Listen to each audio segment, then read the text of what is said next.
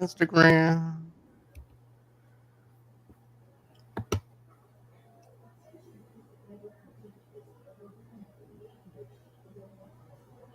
And hello, movie lovers, and welcome to the show. Today we are going to be reviewing House of the Dragon Season 1, Episode 2. No, not Season 1. Season 2, Episode 1, Son of a Son. And I actually have my good friend Jedi Master Tuck here with me. I also have Nick Krafkus. It's been a long time since I've done a show with Nick, so it's just great to actually have him back over here doing this show. So without further ado, let's go on ahead. Let's get on with the show. I'm happy to have everybody here, so let's do it.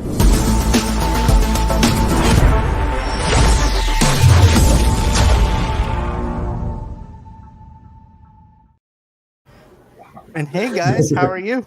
Have like a little bit of a superpower moment, right? Well, I don't know if you can tell, but I am ready to talk about House of Dragons. Like, let's do it. I'm glad somebody's wearing the proper attire. Unfortunately for me, I don't have any House of the Dragon stuff. I just have my Walking Dead t-shirt versus The one good thing is we are all wearing black, so I'm assuming we were all rolling with the blacks, not the greens. I feel like Exactly. most of the community is House Yeah. Black. I mean, Yeah. Exactly. they're the ones that really got screwed. So I just want to tell everybody, welcome back, Dragon Riders and Realm Explorers, to another fiery episode of Movie Lovers Unite. I'm your guide through the Dragonfilled skies and treacherous lands of Westeros. And from the moment the opening credits roll, we were hooked. We'll be discussing all the major moments, diving into the lore, and sharing our theories on what's to come. Plus, I'll answer some burning questions from the live chat if we actually have anybody in the live chat and everything too. So grab your Valerian steel, settle in, and let's journey back into the heart of Westeros. Hell yeah. So here's the thing. Dawn and I were talking about this, and the very start of this, I'm actually expecting to see where it left off at. I'm expecting to see the drama unfold with this family, with this incest that's going on. And then it takes us back into season 1, episode 1 of Game of Thrones, in a sense. I'm like, I don't like it.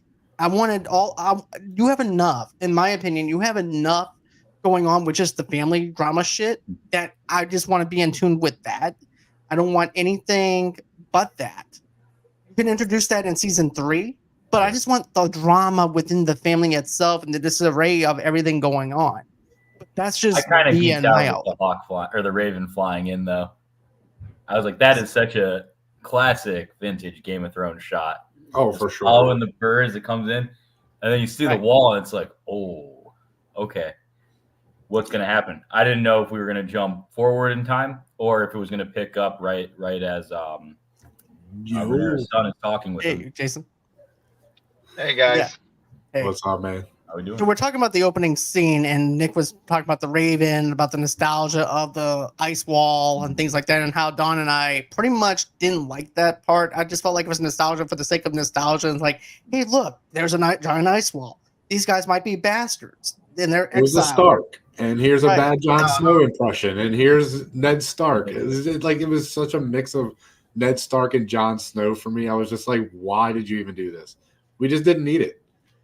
I agree. I think it was definitely I think it was more favorite to the fans who watched all of the seasons of Game of Thrones. And it was just to be like, hey, remember the Starks? They're around too. It's like, remember me? I'm important too. Well, and if you remember from our Game of Thrones lore, though, the Starks are very important to the Dance of the Dragons. So, establishing them and kind of where they stand on the political scale for Westeros and, this timeline, I think was important just because we need to start sorting out who the allies are, who aren't, right? We've got 10 episodes for the Dance of the Dragons to really take place.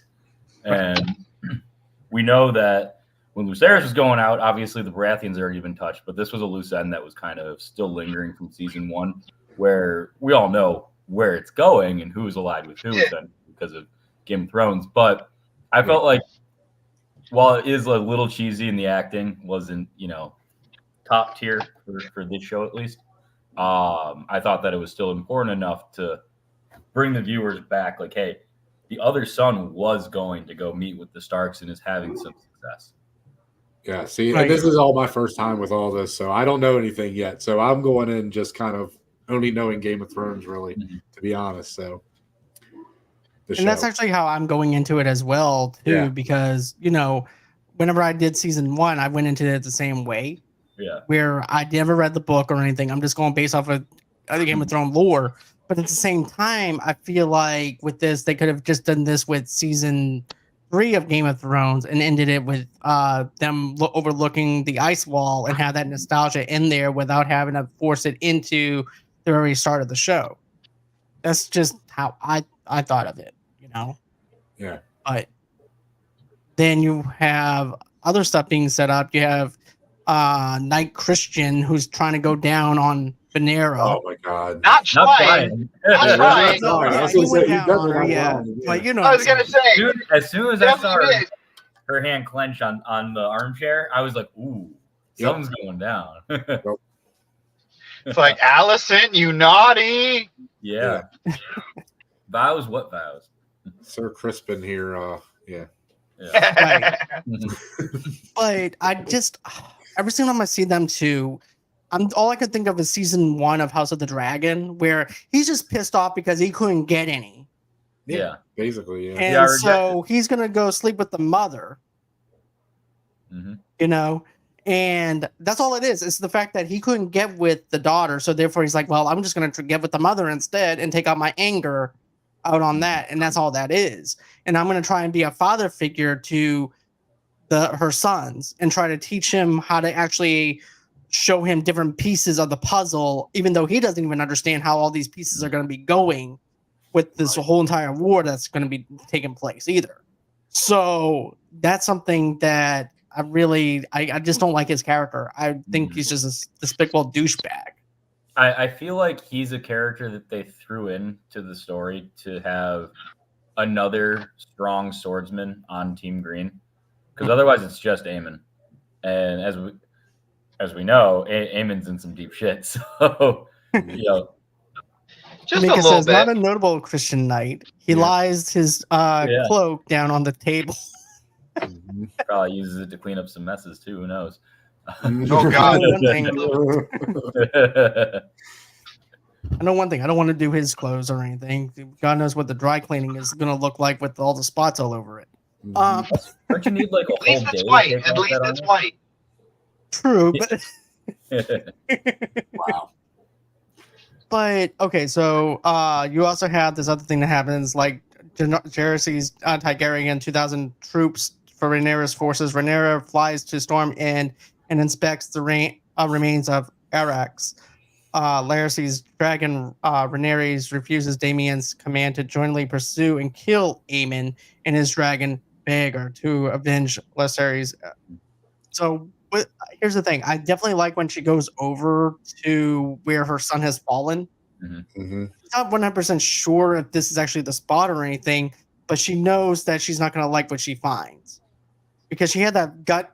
Whenever I still remember when she winds up hearing the news on season 1, and the way she looks pissed off, she's hurt and angry. Yeah. At this point, she's not sure if this is actually the spot or not. She's one of those, like, you know your kid's dead, but you're not 100% sure if that person's dead until you actually see it up close, and then that's when the reality of it hits. Well, they talk about they kind of hint to that too earlier with Damon and what is her name, the Princess Viserys' sister, Daenerys. her cousin, with her. Yeah, they have that nice little exchange where she tells Damon, like, listen, like, it took me a long time. I needed to see the remains. I needed to see some kind of proof for myself other than what people are telling me about my own children's demise, especially the way her son went out. Like, there's no, like, you're not bringing anything back. Like, it's just all like gone. Yeah. Right. I also feel like they handle this very well with especially the women in this show, as far as like how they are powerful and how they are expressing it. They're not just like overreacting. Like she says to Damon, she's not overreacting. She's ingesting all of this. She's feeling she's going to go through her mourning process, and then she comes back and she says what she says, and I really like the way they handle them, especially in this movie, because you see why she was the number 2 to Viserys. Couldn't agree more there. And then just the fact that in the storytelling too, her only line was, "I want Aemon Targaryen." Yeah, it's the only line. Everything else was just pure physical acting. I was moved, when Me she too. signed the 100%. ring. Like I didn't fully start crying, but there was definitely some mistiness starting to happen, and it just kind of grounds you back to the reality. Like, okay, now Luke's officially dead. Like, he's Right, not exactly. any longer. She's seen the damage that dragons going to war can cause firsthand too, which is something they've kind of alluded to throughout season 1. And the loss is a lot greater than she was expecting, but kind of like what Princess Rhaenys says, and then ultimately when Daemon asks her, "Have you found what you need?" And the answer is yes. And now she can move forward, still grieving in incredible pain, obviously, but now she can start plotting her revenge or whatever her next. Right. It's like, okay, I mourned for my son. I found my son. Now I need to mourn for him, and then I can take care of business. And now she wants a son for her son. And I like how, like you said, Don, I like how Daemon winds up. She's like, look, she's going to go on ahead. He's like, I know what she wants. Let's go do it. And is that what she wants, like or is that what he wants, though? Well, at that moment, it's what he wants, but yeah. It's really what he wants, but it's like my brother-in-law, right? Where he winds up trying to pick up the G.I. Joe Blu-ray for him, but he goes, I think your sister will like this. I'm like, really? My sister will like this movie. Okay. So it's kind of like on that same wavelength in a sense. Well, no, because he says, let's go get Aegon. That's what he says to Rhaenyra. And then when she comes back, that's all she says. I want him. Bring him to me. Like, they're on the same page. He's just more impulsive. He's always been that way, though, from the first season. So it makes sense. Let's see. Tamika says, okay, if she would have just roasted them with the dragon, we wouldn't have these issues. So, yeah, Daemon was right in a messed up way. And then Tamika also says it's the same in Game of Thrones, if you think about it. He's just Daemon. Right. He accidentally falls into being right. The women have the real power, and the men were the chess pieces. I think George Martin wrote the women with that intent. Yeah, sure. I definitely could see that. There's actually a female dominance about it and stuff like that. When you look at it, all the way through the Game of Thrones days too. Yeah. I mean, Cersei, for example, totally turning the necks of Joffrey and Jaime and everybody else, bending them to her will, and same thing with Dany. Arya is one of my favorite characters from Game of Thrones. Totally. I love Arya. She's a great character. Yeah. Needle. What a sword. Yeah, absolutely. Yeah. So I got a question. Mm-hmm. How do you guys feel about, because like in the beginning scenes, there's a few moments where it seems like Daemon is trying to push his, and I've had this discussion with Don, that he's trying to push like his control over Rhaenyra's people and like her commands. And I don't think it's going over too well in his favor amongst the, most of her council. And I'm waiting for Rhaenyra to see it herself and realize she may have to deal with this. But see, that's what I was saying earlier. I see it more as him just being impulsive and just doing, because what he says to Rhaenys when they're having that conversation is he says, she's gone, or the queen is gone, but the mother is mourning while the queen is gone. Basically. Right. He doesn't see it as taking over power. He's just like, well, she's not here to rule. I have to do something, kind of thing. He's just doing what a husband would do who has that high power that's saying next to her would do. And I think it shows him also, because literally when she walks in that door, his first reaction is to walk up to her and say, "Did you get what you need?" Like, he was reaching out to her saying, "I get it." Like, I get it. Kind of. But there's also these moments where like literally she's there in the council room and like she kind of tells everyone like get out. Or is that this episode later? That's the end of season 1. That ties directly into this, because when she does that, right, he chokes her. He physically abuses her in that moment. Like this is where like I'm like Daemon's going to be a problem, and she's going to eventually have to see that, or I guarantee you, I feel like he's going to be her downfall. Oh, I think that's definitely a possibility for sure. I think so too, because that happening. Yeah. I want to mention this though too, okay? And I definitely agree with the fact with Daemon and everything. He is hot-headed. He wants to show vengeance, but at the same time, his wife's out of town, so therefore he has to step in to do what he needs to do. But I also do feel like even when he makes a bad decision, he's still thinking of he still is a family first person. He's just twisted and he's just impulsive and just I don't know. Right. It's a weird combo of that though, because he also at the same time he has his impulses, but every one of Daemon's actions are for his best self-interest. Oh, for sure. And not for somebody else's best interest. Like when he bends the knee to his brother, for example, right before he dies, and he helps him up the steps, and then essentially cuts off the sea snake's brother's head for insulting him and his grandchildren and stuff like that in his court. Like, while is he defending the family honor? Sure, but at the same time, he's eliminating another challenger that could potentially bring more harm to his claim. I agree with that. And in a sense, though, too, I feel like Daemon is pretty much like Christopher from The Sopranos, where basically he's hot-headed, but he's not like over the top or anything like that to the point where his judgment is clouded. He knows exactly what he wants, and like you said, he's out for himself, and he also knows how to tone it down to the point as well of like, you know what, if I have to play it cool a little bit and then backstab that person later, I'll do it. But I just have to find a way to actually get in there to do it. And I think that is another thing I like about the writing for Daemon and everything too, and why I like the Daemon character so much is because of that whole entire idea of a guy that's hot-headed and also too very sneaky and conniving, and then also too can be one of those people that show dominance and is in it for himself. And I definitely like that. I think it shows different layers to him. So something that I think might happen with Daemon, because obviously we saw it with the teenagers, right? Aemon and Luke both lost control of their dragons in the chase scene. Yep. And Eric's ended up blowing fire into Rhaegar's face, which was a huge mistake. And Rhaegar ate him in half. So I think something like that could also end up happening and playing an important theme later on, where now that Daemon has, I forgot the dragon's name, but has one of the biggest dragons to ever live outside of Rhaegar, maybe he loses control at some point, or his own personality of being that hothead, impulsive actor kind of gets tied up and something negative happens because of that. Oh, I definitely feel like he's going to be his own downfall. Yeah. I don't think that's a question. I think he's definitely going to lead to himself being taken out of the equation somehow.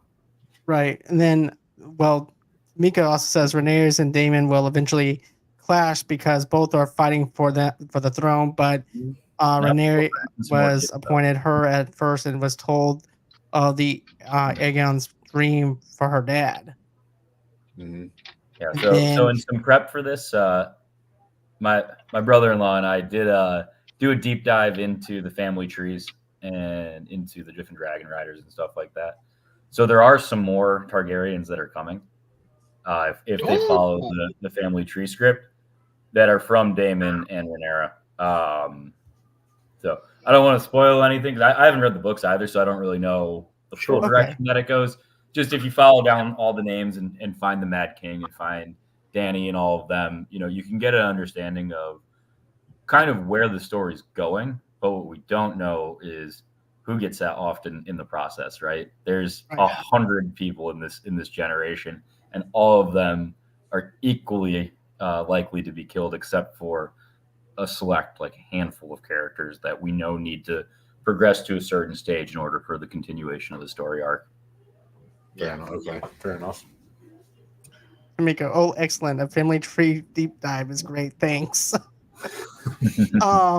But okay, so let's talk about the little creepy little finger dude. Here we go. Don mentioned this though before. Yeah. Don and I talked about this in the basically Quentin Tarantino in the Game of Thrones world.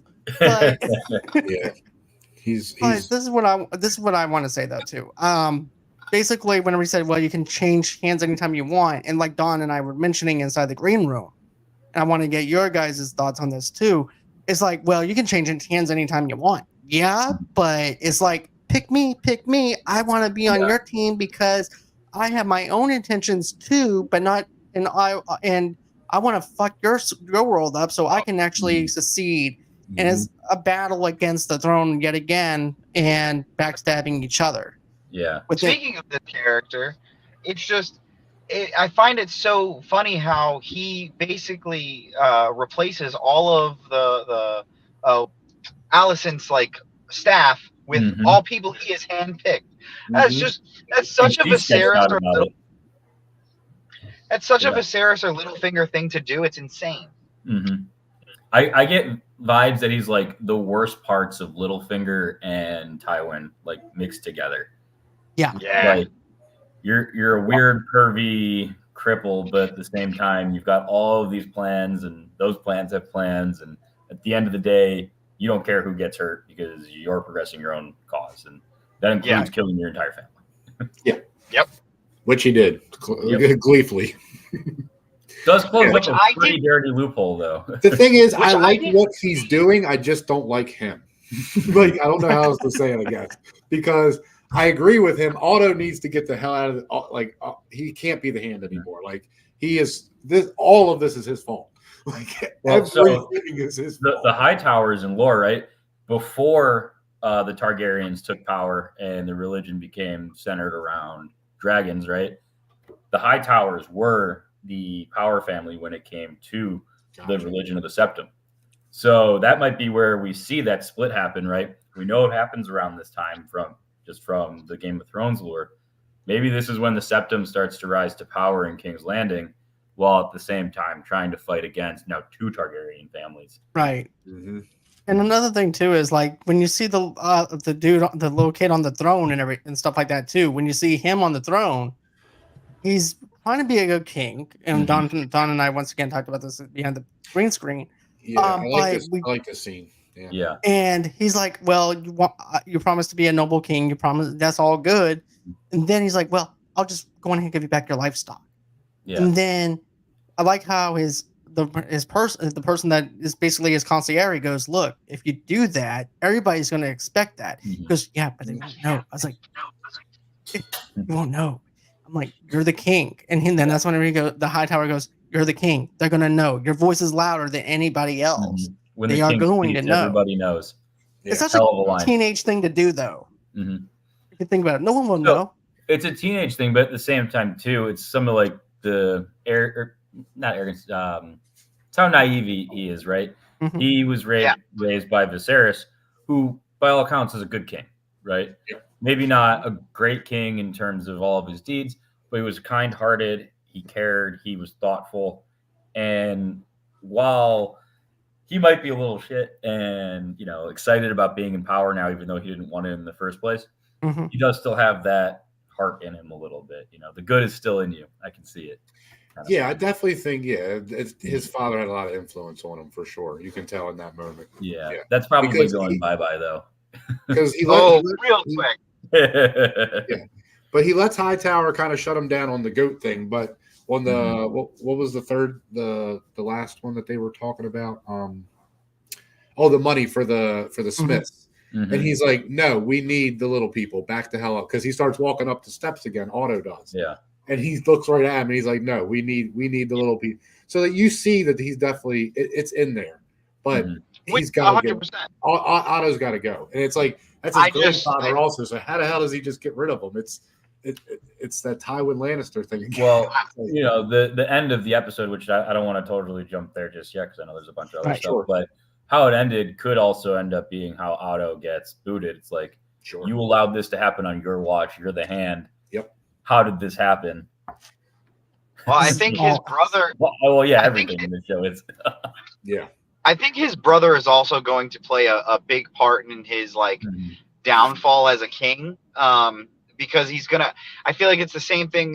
He's cut from Daemon's cloth similarly, where it's just like, I'm going to show you the power of the Targaryens. I'm going to show you the power of the dragon, and I don't care what happens in the middle. And it seems like you have that scene where Aegon brings his brother into the council, and they're all like, "He's not supposed to be here. He's not part of the small council."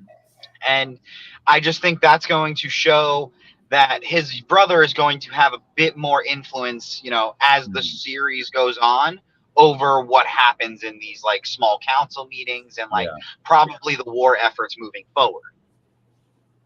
I just hope you get a scene where he intimidates the Lannister representative. Oh God, yes. That's gonna be great. I can't wait to see that. Seriously, that's gonna be great. Yeah. My other thing though too is so then you have, I like how Damon's trying to hire 2 hitmen to kill it's like watching Harry and Floyd from Dumb and Dumber Mm-hmm. to try and hire This it. was the worst hit The job. rat finder. Yeah. These The two worst idiots. hit in Hey, Game of son Thrones for a history. son. Is that how it actually happens in the books? Or you said you didn't read it? I haven't read the book, But so I don't It know reminds me of how The it happened. Sopranos when they try to hit up Frank. Not Frank, but what's his name?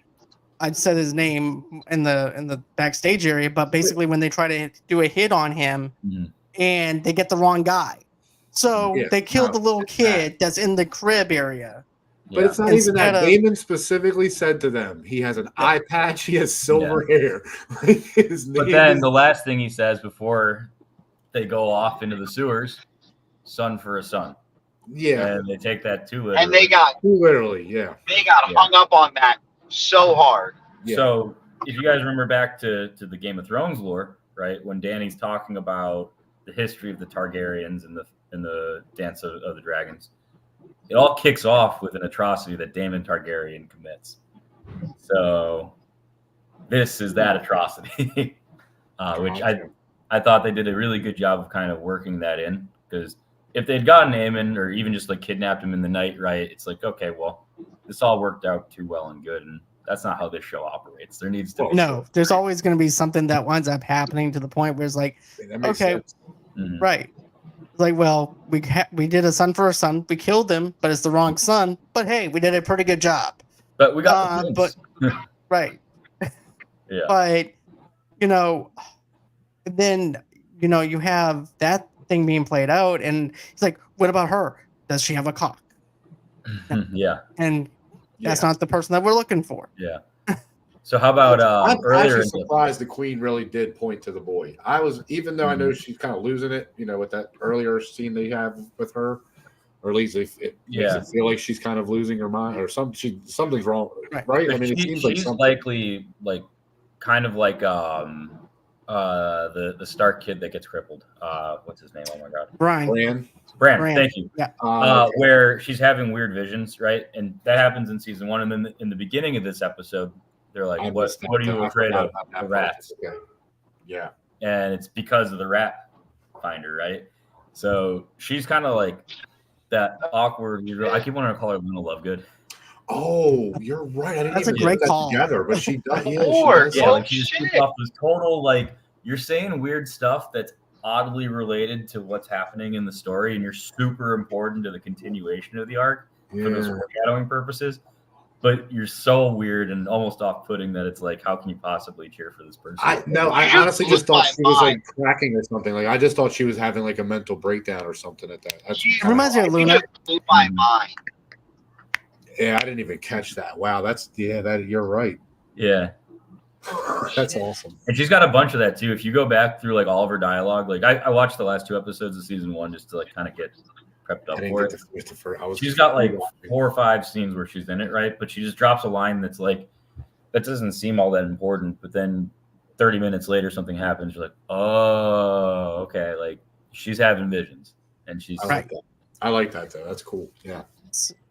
But what do you think about Christian helping out the other ball bag that's there, and basically saying, "Look, we can do this, this, and this," and they're getting ahead of themselves. Because all he is a knight. He has he's not a general. He takes orders from somebody else. It would be different if it's a general or someone that's of higher power. He's captain of the King's Guard. Yeah, he's captain. Right, yeah. But I take that more as him going to Sir Crispin, not Crispin coming to him with it. Do you know what I mean? I think he was just there, and he's like, "Hey, come here. I want to talk to you about strategy." I don't think it was the other way around. I can't imagine the prince is like, "Oh yeah, let me hear what you got to say," right? Without asking for it. You know what I mean? But then Otto walking in on them while they're having their drunken planning, right?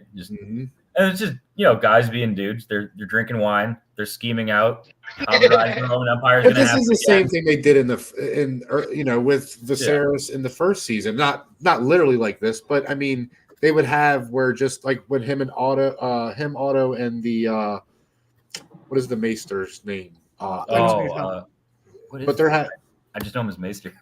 Yeah, but they're having the Yeah. conversation about who he should marry after he already talked to the Sea Snake about it. And he's like, I'm having the smaller kind of council meeting. You know, Yeah. this is a prince just being like, no, I have a say here too. Still, I think more than anything. Right. But Otto Hightower and the church are not down with that. No. Fair enough. Oh no, yeah, well no. And I like how he talks to him too. He goes, "Look, there's no more pieces to this puzzle than you see, and you have to know what pieces to move at the right time. And you're way ahead of yourself. You're seeing things that are just in front of you, basically, and you're not seeing the whole picture yet. But once you Can you find not out see the if whole he only has picture, one eye? then you'll be able to." Well, he's the opposite of Daemon. I mean, he's not the opposite, but he's the counter to Daemon that they have.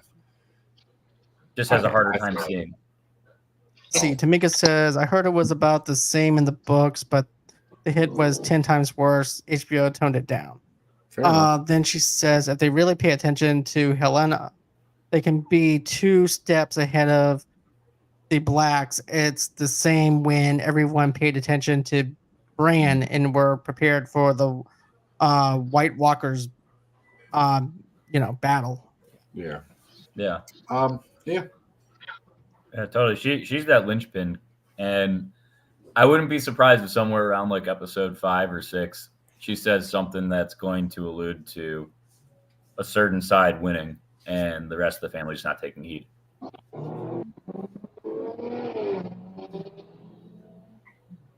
I mean, So what else? So then after all that gets played out, then you actually have that scene where basically the maid is over there taking the kid and moving him over to where Christian and her and Oh yeah, they're Emma- just straight up boning at that point too. yeah. Yeah. I like how after they said, "Oh, we can't do this again. This can never again. yeah, happen. I know, right? Never again."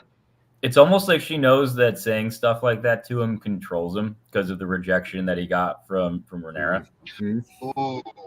Yep. Like, Oh, she's There's one. that's my problem with her. It's not even that I don't even know if I can say she's not a bad person, but she just won't stop. Like she just won't stop. Do you know what I mean? She's just one of them people that once the ball started rolling down the hill of that, like just being manipulative and stuff, she just went with it. She just did not. She will not pump the brakes at all. well, the apple doesn't fall far from the tree.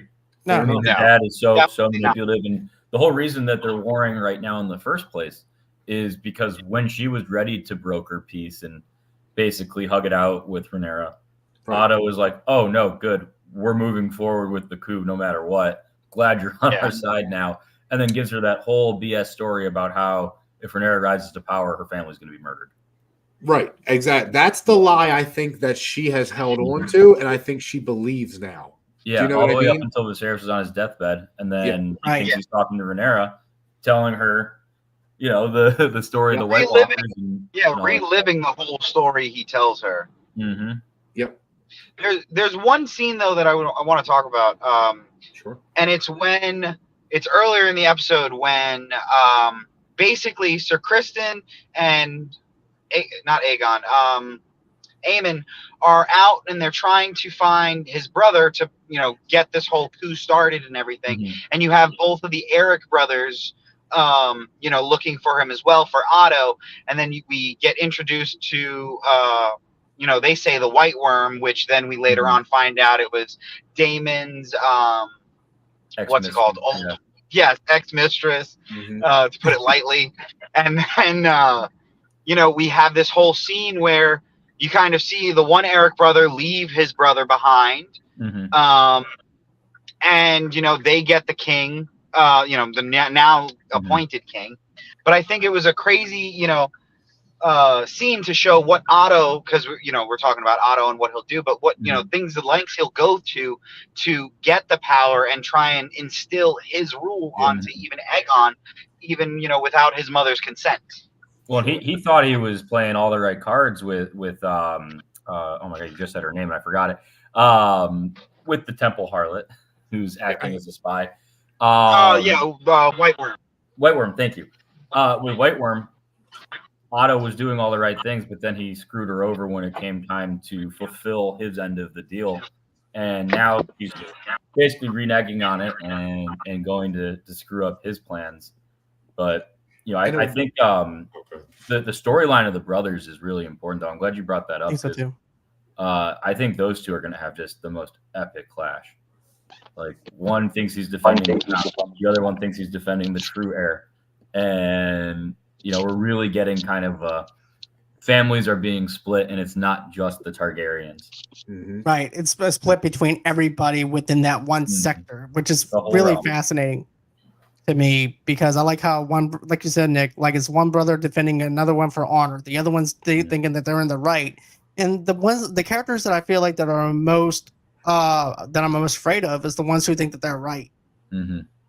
And they're the most dangerous. Yeah. Those are the ones that so that's one thing I like about that. I like her too, and I don't know if this is supposed to be this way, but that story really feels like what is from Game of Thrones, Tyrion.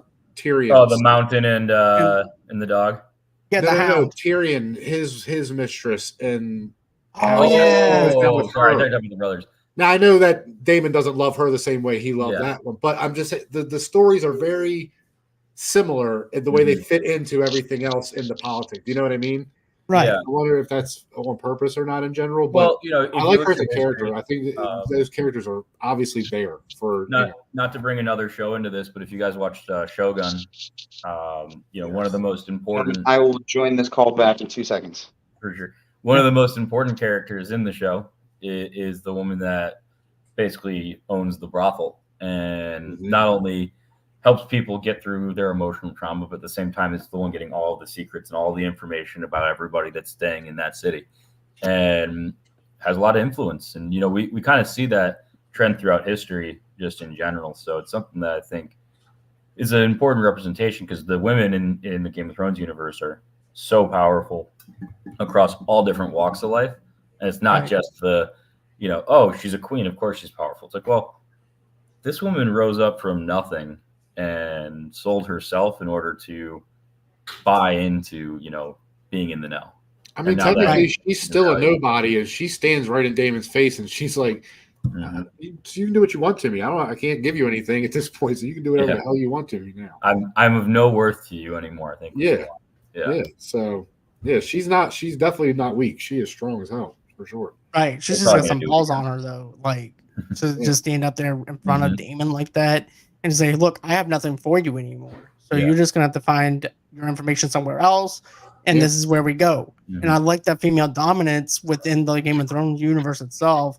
And the writing is so pure, it's like it's not forced. It's basically showing female dominance over somebody that thinks that he's so full of himself to the point where he gets pretty much downgraded because of what she tells him.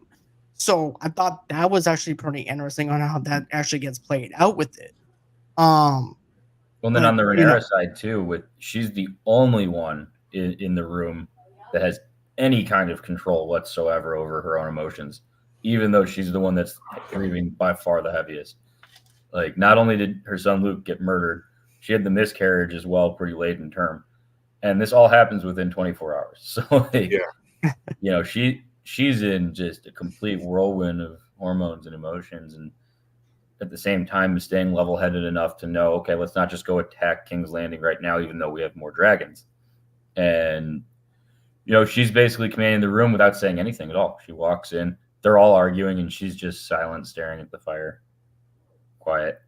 And then when the brother walks in, when she's by herself, and he's trying to tell her about the North and the Vale, and that's a great little scene. That is a great little scene, man. I forgot about that one. That was the other scene where I teared up. Yeah. What are we talking about? When Rhaenyra is by herself, and I'm blanking on his name. Sorry, is it Jacaerys, right? Yes, her son. Her son, and he found out at the wall about his brother dying, and gets back, and she's there. Yeah, and he walks in, and he's like, the Vale said, if you give us a dragon, we'll help, and the North gave us 2,000, and then he's just crying through it, and she stands. I mean, it's a powerful little scene with her. Yeah, she's really great. She's really great in those moments. She's a great emotional actor, actress. Just being able. She's to great. I mean, transfer emotions like on screen. She's really well. She really does it really well. I think. Right, Yeah. just the little looks and nods and stuff like that she Yeah. does, and not having to say anything because 99.9% of the acting is just, the look and just without having to say any dialogue. It's hard. And That's a tough job to pull off. So it really absolutely. is. Before we actually close out too, Tamika's also said, how awkward was that they getting it on and Helena busting the door? Yeah, I I might know, as right? well finish and then sees what she is talking about after. I think Allison was going to finish. She didn't It's quite fine. get on. No, okay, I'm just, I don't know. They seem pretty happy up until that point. Just Saris is the name, by the way. Just Saris. Okay, yeah, Just yeah. Saris. Okay. Yeah. Yeah. I wasn't sure if it was like Les Saris or just would be my- Saris. So that's my fine. name if I was a Targaryen. Yeah, there's so many like variations. It's hard. Mhm. It's hard. Yeah, they're Right. like Greeks. It's crazy. Yeah. Yeah, then but yeah, I thought this was actually a pretty good episode coming into it. I just had one little flaw with the beginning part of it and stuff like that, but I just wanted a little bit extra because I feel like if you just go on ahead, get rid of that one scene at the ice wall and stuff like that, you could actually pack in a little bit more extra stuff. And that's just how I felt about it, though, as an episode as a whole. And I think that this is actually going to get better once we actually see the puzzle. And like Hightower says, this is just the pieces that we as an audience sees that they also don't see it like how we see it is as well. So, Yeah. I just think it's I will say this too, and again, this isn't to take anything away from the episode itself, but I do think that moment of her saying, I want Aegon Targaryen should have been the black screen. Like, I do think that should have been cut to black, cut to credits, next episode. And again, I'm not saying I should change anything because I love the episode, but I do think that would have been a more powerful ending to the episode overall. Yeah. Yeah. I literally thought it was about to, cut to credits. I obviously wasn't looking at my watch or anything like that while it's on. I didn't necessarily hate that they ended it with the results of that order, but it would have made sense either way. For sure. As I said, I wouldn't change anything. I just think that would have been a really powerful ending to the episode. Like, just, I want him, cut the black. So speaking of powerful lines, I know you guys had some issues with the first scene, but how'd you guys feel about Stark essentially saying, what does it defend against? Wildlings and animals. He goes, death. I thought that was kind of hard, Yeah, the content of the conversation absolutely nothing about what's beyond this wall. Yeah, no, the content of the conversation didn't bother me. I just didn't think it was needed. Again, but that's me not, I don't know as much. I didn't know the Starks were as involved in this, like you said. So I think it was I personally say I didn't hear all that conversation from when I got in, but I think that beginning scene I did like and I enjoyed it. I think it was a fan favor, but I also think it was this moment of like, one, you realize the Starks have always been a noble house. Two, you see that, Jacaerys is actually, the same as his brother. He was carrying out the will of his queen, and he was doing a great job at it, and he was doing these political things, and it was also a great scene to see him get this information through Stark. You know what I mean? I think it was a very heavy piece of information, and part of me feels like it was significant that it was the Starks who told him, and like right after he had gotten them on their side and everything like that. So I think it was a really nice scene. Yeah, and I do love that they did not tell us explicitly what that note said. Yes, it had to marinate a bit, and then there's like 3 scenes in between his flight home and him telling his mom, and essentially them having that heart-to-heart and breakdown scene. Yeah, it's a moment because that when he looks at him, I'm like, wait a minute, what could they have told him from Dragonstone that he wouldn't already know about? And then I'm thinking, oh, wait a minute. Well, and then what that did too as the device is it told us where we're at in the timeline, right? Yes, sure. Because otherwise, it's like, okay, has this been a few weeks? Has he already been to the Arns? Has he already been to the Starks? Like, is he just coming back around? Well, the Starks was supposed to be the last of his, was his last thing. So, it was a good, be like, oh, this is where we are. He has finished his runs, and now he is getting the information. Yeah. Because you would imagine it would take quite a while for them to get word to all these different places. Because I'm sure they were even probably sending ravens to all of them to be like, all right, if he's here, if he's here, we just send all 3 ravens. There was one continuity error that I found in that scene, though. What was that? His hair was not that long when he leaves Dragonstone. I didn't even notice. Like stuff like that. Just I just don't know. But I know Jason pays attention to detail like that. It's been a few weeks. I'm joking. Well, that's the thing, right? Based on the timeline they set up, it's at most been like maybe 4 days since it happened. Yeah, because like down to his shoulders now, and I'm like, yeah, because you would imagine they're flying on Dragonback, so it's going to be at least a day or 2 tops in between rides. Because I don't mode of travel. Yeah, and I don't imagine that these princes would stay in these areas, especially during times of war like this.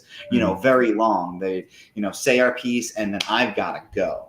Yeah, and it's like we know from King's Landing to Dragonstone, it's like not even hop, skip, and a jump, right? Like Princess Rhaenys does it basically instantly before anybody even has any word that Aegon has, risen to king or whatever. Yeah. So that was the only thing. It was like, oh, his hair's long. Yeah.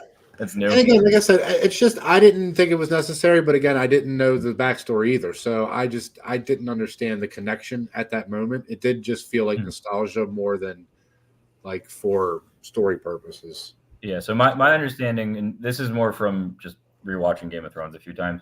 The Starks at this generation help establish the Targaryen crown and become defenders of it. And then when the uprising happens and all of the noble houses move against the Mad King, I think the Starks were one of the last remaining loyal ones before basically having to join the side of the other houses. Okay. Loose understanding, having not read the books. Sure. No, I totally get it. It makes sense. Yeah. But yeah, I think that's gonna be it as far as this goes. Don and Jason will be back on my show on Saturday for our Johnny Depp best movies of all time with Johnny Depp, and it's going to be a movie bracket. We're doing an NFL draft kind of style show, so it's going to be fun. What's Eating Gilbert Grape is back at the number 1 seed spot, so hopefully he'll win this time. If not, he's going to be eliminated for good because we don't have any other actors that play. Rango will beat everything, guys. Just so you know. I was about to say, where does Rango rank? Rango's going to be up there. Yeah. Look, I don't have this planned out, but what happens if What's Eating Gilbert Grape versus Rango? Oh my God, let's do it. I want the Edward Scissorhands versus Blow. I don't know who wins. They can really help each other out. Right. But I could just imagine Edwards cutting up lines. Hey Ed, are you done with the cutting up the cocaine? Almost. He's like just off the blades. Yeah. I'm good. And then somehow Fear and Loathing in Las Vegas, Johnny Depp just kind of stumbles into the scene with these two. Right. But yeah, we're gonna be doing that. I also have a guest coming in tomorrow night, 8 o'clock Central Time, 9 o'clock Eastern Time. He's been part of the slap, the UFC slap thing that they have going on, right? Oh yeah, okay. So I actually have him coming on tomorrow night, and I can't wait to actually talk to him. He's an actor. He also competes in the slap competitions, and he's also played a little short role, I think, in the Walker Texas Ranger reboot as well, and that is with Alan C. Kingbell. And I'm going to have him on the show talking about that. I can't wait to dive into that, just talk about his career being in that slap competition and what it was like for him starting off as an actor, what got him into this, and stuff like that. We're going to break all that stuff down tomorrow night, 8 o'clock Central Time, 9 o'clock Eastern Time. Friday night, we're going to do a Hitman review, and that's going to be with the Pick the Flick podcast. That's right, Jason. And then Monday, we're going to do School of Rock at 8 o'clock Central Time, 9 o'clock Eastern Time. And yeah, that's everything that's going on over here at Movie Lovers Unite. go on ahead, follow Rossie at Rossie's Clubhouse. She has a great Sacramento podcast. Also, too, go on ahead and visit our Unfiltered Studios friends. That's actually part of the network that I'm part of. We have the Sleepy G show. We have the Hypno Wellness. Get your Hypno on with her. We also have Pedals of Support. We also have the Florida podcast as well. That Florida Feeling podcast is what it's called. And then we also have 12th Street Talkback is also another podcast. So that's a big, huge podcast network that we're a part of. Hope that you guys go on ahead and check out their podcast, wherever you guys get your podcast from. Also, too, give us a 5-star review wherever you guys get your podcast from. And always, until next time, guys, have a great and safe night. Thank you, Don. Thank you, as always, Jason and Nick. And Nick, I hope that you come back again for the rest of the reviews, because seriously, man, every single time you're on here, it's always fun. So with that being said, guys, we are going to be out, and always until next time. Bye-bye. Bye.